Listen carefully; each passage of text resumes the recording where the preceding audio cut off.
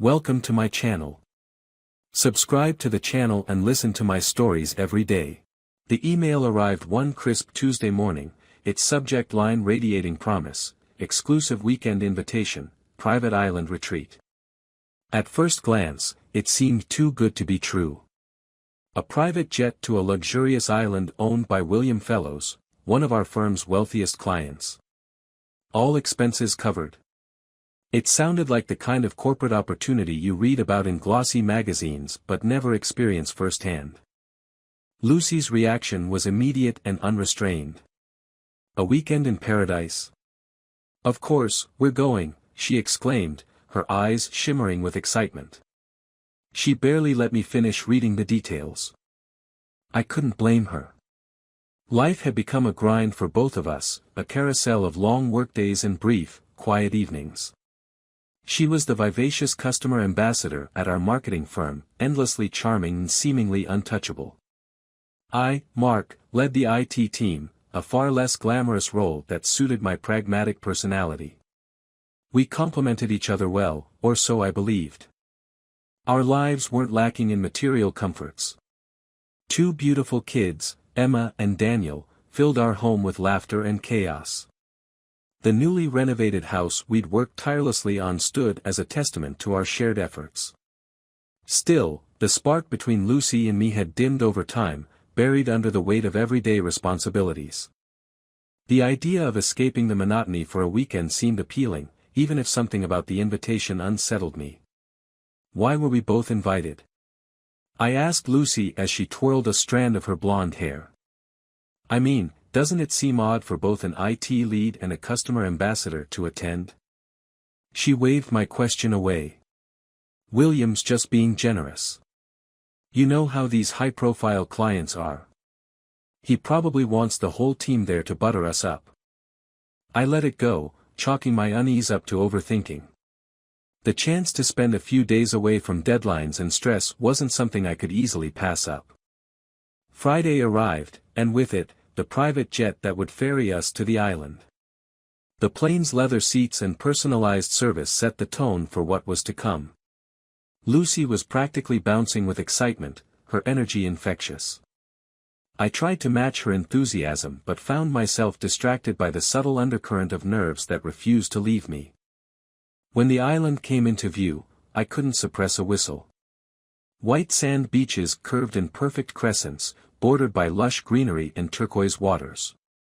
The resort buildings stood nestled among palm trees, their modern architecture blending seamlessly with the tropical surroundings. This wasn't just a retreat, it was a slice of heaven. William met us on the veranda of the main lodge, his smile as polished as his silver hair. He was everything Lucy had described, tall, commanding, with the effortless charm of someone used to getting his way. He shook my hand firmly before turning to Lucy, his eyes lighting up as he greeted her like an old friend. You must be Lucy, he said warmly. Mark's told me so much about you. Lucy laughed, the sound tinkling like wind chimes. All good things, I hope. I couldn't help but notice the way William's gaze lingered on her, just a beat too long to be casual. I brushed it off, attributing it to his larger-than-life personality. People like William had a way of making you feel like the center of the universe. The afternoon passed in a blur of sun-drenched activities, snorkeling, kayaking, lounging by the infinity pool. The other attendees, mostly directors and their partners, were friendly enough, though I couldn't shake the feeling of being out of place among their polished sophistication. Lucy, on the other hand, seemed to thrive in this environment, her laughter ringing out as she mingled effortlessly. By the time dinner rolled around, the atmosphere was electric. The long table on the veranda was laden with gourmet dishes, each more exquisite than the last.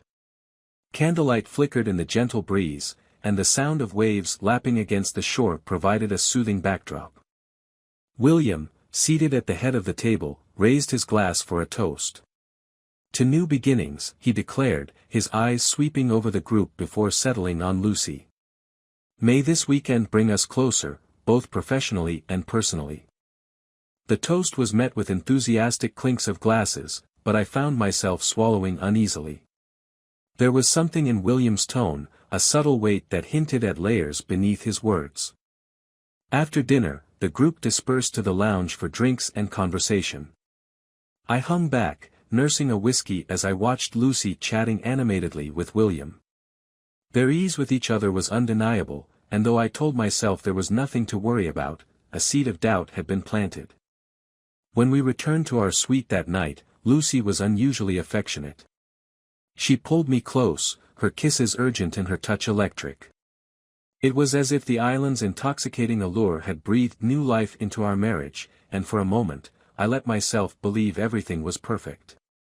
But perfection, I would soon learn, was an illusion. The following morning dawned with the kind of brilliance you only see in tropical paradises. Sunlight spilled through the floor-to-ceiling windows of our suite, painting golden streaks across the sleek hardwood floor. Lucy was already up, standing by the balcony in a flowing white robe, her hair catching the sunlight like a halo. I watched her for a moment, caught in the illusion of serenity. If I had known what the day had in store, I might have stayed in bed and clung to the blissful ignorance that came with sleep. The day's activities were as indulgent as the previous ones: jet skiing, lounging by the pool, and endless gourmet meals served by the ever-attentive staff. William, ever the gracious host, flitted between groups, ensuring everyone was enjoying themselves. Every now and then, I caught him glancing in Lucy's direction. It wasn't overt, but once you notice a pattern, it's impossible to unsee it. I brushed it off. This was just William being his charming self, I told myself. Lucy was radiant, and anyone would be drawn to her. That's all there was to it. By the time dinner rolled around, I had mostly managed to convince myself there was nothing to worry about. The table was as beautifully set as the night before, but the atmosphere felt charged, like a storm brewing beneath the surface. I couldn't quite put my finger on it. Lucy seemed unfazed. She laughed easily, her hand brushing William's arm as they shared an inside joke. I felt a pang of something sharp and unwelcome: jealousy. No, I decided. I was just tired. After dinner, William approached us with a warm smile. "Lucy, Mark, would you mind joining me in my office for a quick chat?" "Of course," Lucy said without hesitation, her smile as bright as ever. I hesitated for a fraction of a second but quickly followed. William led us through a series of corridors to a private study. The room was a testament to his wealth and taste, all leather chairs and dark wood, with a decanter of amber liquid sitting on the desk. "Please, sit," he said, gesturing to the chairs opposite his desk.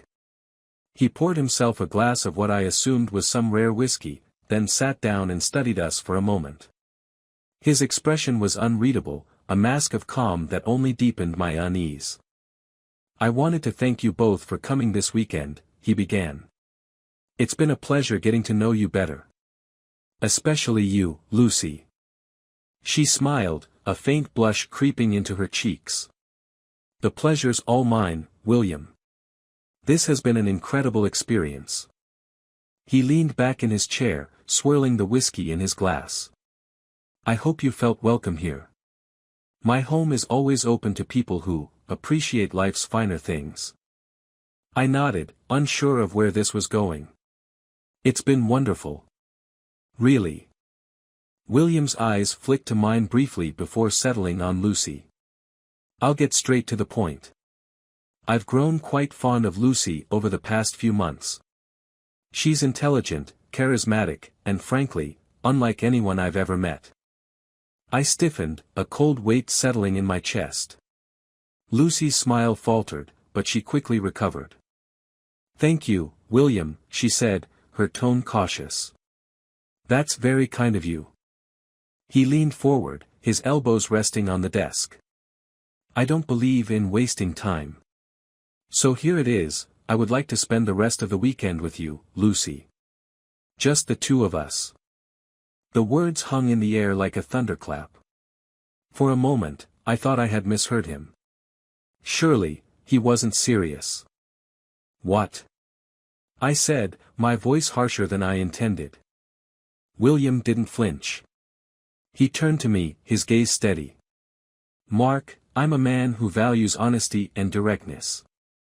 I understand this is an unusual request, but I'm willing to compensate you for the time Lucy would spend with me. Let's say, $100,000. The room went deathly silent. I stared at him, my brain scrambling to process what he had just said. He had to be joking. This was some kind of twisted test, a game rich people played to amuse themselves. But the seriousness in his tone, the way he looked at us, it wasn't a joke. Before I could respond, Lucy spoke. I agree. The words hit me like a physical blow. I turned to her, my stomach churning. What? She didn't meet my eyes. Mark, think about it. This is an incredible opportunity. For us. For the kids. It's just a weekend. My mind reeled. This wasn't the Lucy I knew, the woman who loved me, who cared about our family. This was someone I didn't recognize. It's not about the money, I said, my voice low. How could you even consider this? William raised a hand, his expression calm. There's no need for hostility. This is purely a business arrangement. Everyone benefits. Benefits? I snapped, rising to my feet. You think this is a benefit? You think you can just buy my wife for a weekend? Mark, Lucy said, her voice strained. Please, just listen. No, I cut her off. I won't listen to this. I'm done. Without another word, I turned and stormed out of the room, my pulse roaring in my ears. I didn't know where I was going, but I couldn't stay there. Not in that room, not with them. I wandered the empty corridors, my mind racing. How had it come to this?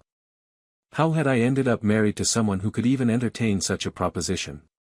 And what the hell was I supposed to do now? Eventually, I found myself on the beach, the cool sand grounding me as I stared out at the endless expanse of ocean. The waves crashed against the shore, their rhythm steady and unyielding. For the first time since arriving on the island, I felt a sliver of clarity. This wasn't just about William or the money. This was about Lucy, about the person she had become and the choices she had made. And it was about me, about the boundaries I was willing to set and the respect I demanded in return. I stood there for what felt like hours, letting the ocean drown out the chaos in my head. When I finally turned back toward the resort, my resolve was firm. This wasn't over, not by a long shot. The silence of the beach that night was deceptive, a calm masking the storm brewing within me. Returning to our suite, I found Lucy sitting on the edge of the bed, her face pale and drawn. The flickering light from the bedside lamp cast shadows across her features, making her look like a stranger. She looked up as I entered, her eyes filled with something I couldn't place. Guilt? Defiance? Mark, she began, her voice soft, tentative. Please, just let me explain. Explain? I repeated, shutting the door behind me. What's there to explain, Lucy? You agreed, without hesitation, to spend the weekend with another man for money. What is there to talk about?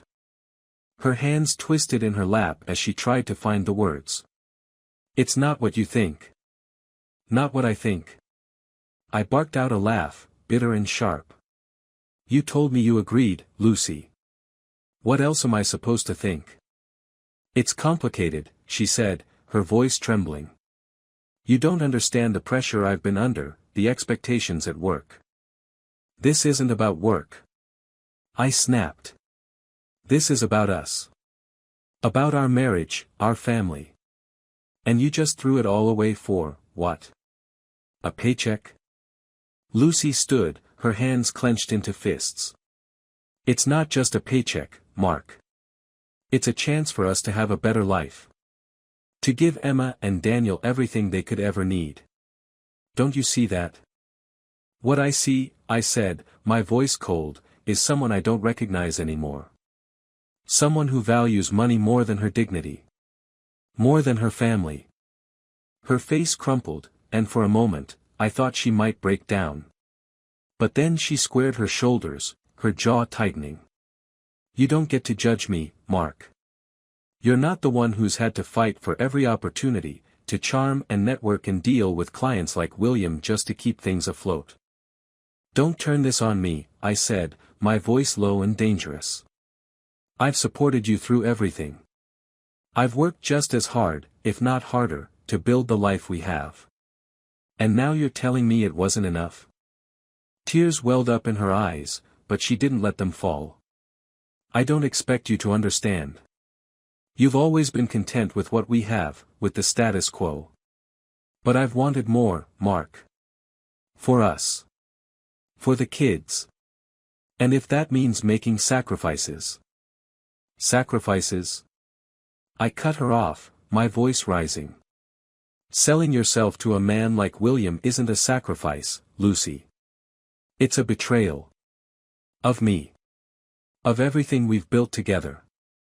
Her shoulders sagged, and for a moment, the fight drained out of her. I didn't want it to come to this, she said quietly. I didn't plan for any of this to happen. But it did, I said, my voice hard. And now you have to live with the consequences. She looked at me, her eyes pleading. What are you going to do? I didn't answer her. Instead, I grabbed my jacket and walked out, leaving her alone in the suite. I needed space, needed time to think. The woman I had married, the mother of my children, had just shattered every ounce of trust one had in her.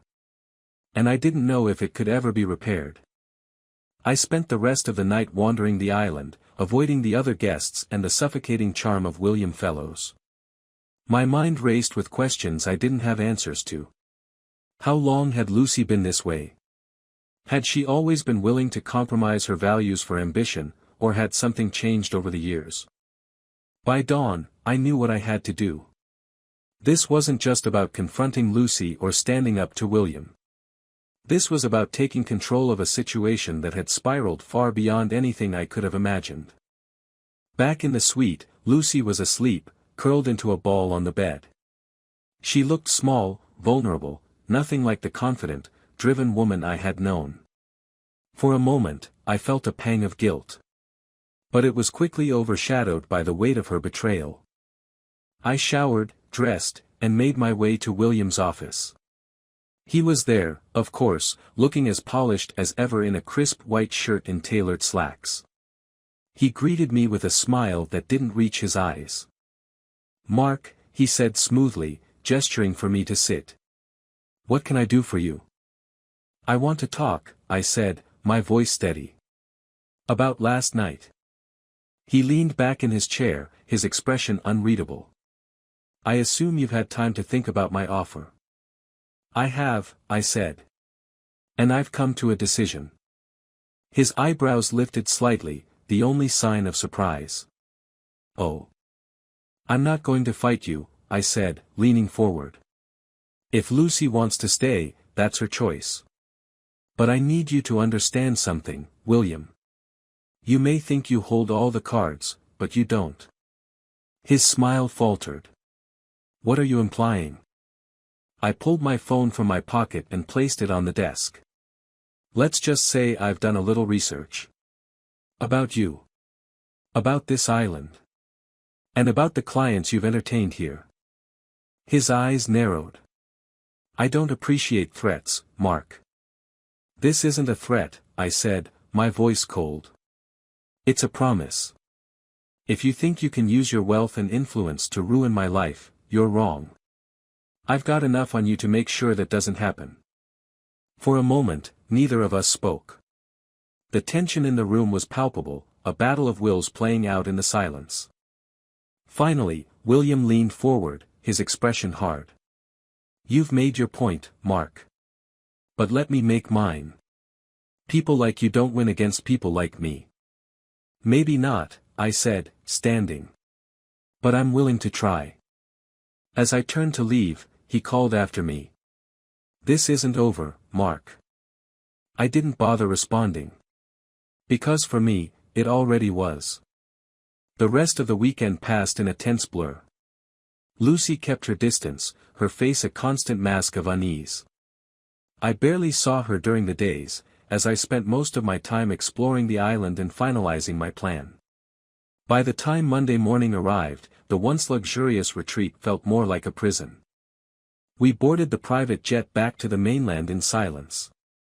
William was nowhere to be seen, and I assumed he was either licking his wounds or planning his next move. Lucy sat beside me, her hands clenched tightly in her lap. She opened her mouth to speak a few times but seemed to think better of it. It wasn't until we were home that she finally broke the silence. "Mark," she said as we stepped into the house. "I know you're angry, and I don't blame you. But can we please talk about this? For the kid's sake, if nothing else." I set my bag down and turned to her, my face unreadable. "We will," I said. "But not yet. There's something I need to take care of first." Her brow furrowed. "What do you mean?" I didn't answer. Instead, I went upstairs, grabbed my laptop, and locked myself in my home office. For hours, I combed through the files I had gathered, double-checking every detail, ensuring there were no loose ends. By the time I was done, the sun had set, and the house was cloaked in darkness. I made one last call to ensure everything was in place, then finally emerged. Lucy was sitting in the living room, her eyes red from crying. "Mark," she said, standing as I entered. "Please, can we just—" "Tomorrow," I interrupted. "We'll talk tomorrow." She stared at me, searching for some sign of reconciliation, but I offered none. Finally, she nodded and turned away, retreating upstairs. I didn't follow. Instead, I stayed up late into the night, sipping whiskey and contemplating what was to come. The next morning, I woke early, my resolve ironclad. Lucy was still asleep, so I quietly got dressed and left the house. I had one final meeting to attend. The office building was sleek and modern, a sharp contrast to the chaos swirling in my mind. Jennifer Pratt, the lawyer I'd contacted days earlier, greeted me with a firm handshake and a steely gaze. "Are you ready?" she asked. I nodded. "Let's do this." She handed me a stack of papers. "Everything is in order. Once you sign, it's done." The weight of her words settled over me, but I didn't hesitate. Pen in hand, I signed my name on the dotted line. When I was finished, Jennifer smiled. "Good luck, Mark. If you need anything else, don't hesitate to call." "Thank you," I said, standing. "I'll be in touch." When I returned home, Lucy was in the kitchen, sipping coffee and staring out the window. She turned as I entered, her face a mixture of hope and fear. "Mark," she began, "I've been thinking about everything that happened.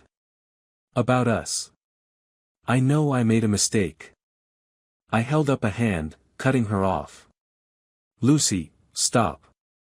She blinked, her expression faltering. "What?" "I've made my decision," I said, pulling a folder from my bag and setting it on the counter. "Inside this folder are divorce papers. I've already signed them." Her face went pale. "Mark, no. Please, we can work this out. For the kids." "This isn't just about us," I said, my voice firm.